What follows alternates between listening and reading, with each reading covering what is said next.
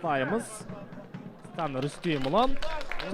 Жанкерлер орнында, футболшылар алаңда және матч басталды. Доп ортадан Елімай алға ұмтылған сәт, Куликов асырды, бірақ оған жетпеді. Ал бұл тұста Садықов, Нұрали бар. Нұрали соққы бақтау керек қазір және гол!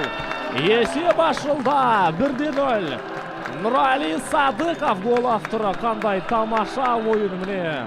Осы бір қалыптан таймау үшін Нұрали Садықовқа тек қана физикалық жағын жақсарту керек.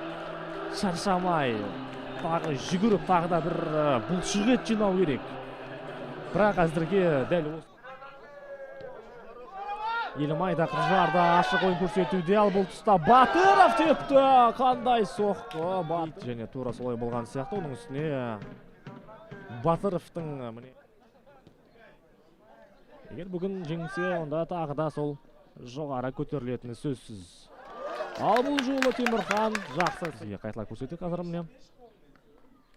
Бұл жол Темірхан тұрған нүктеге келіп. Бірақ ол туралы осы шабуылдан кейін айтамыз. Қызылжар қарсыласының айбалаңына өте оңай енді және соққы бақталды. Сәл ғана қиыс ұшты. Мади Мелс, 14 команда капитаны Артем Воронюк, 23 Диар Исмуханов. Ұзын пас болды, бірақ әріптестеріне жетпеді. Енді тағы бір мүмкіндік. Ешкеев соққы бақтау керек қазір. Дәл солай соққы болды және гол соғылды.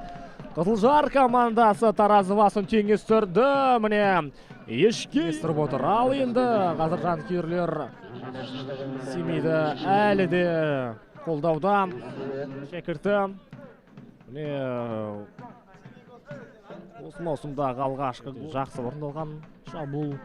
Даниял көп ойланбай міне өзіне жақын бұрышты көздеп гол соққан еді.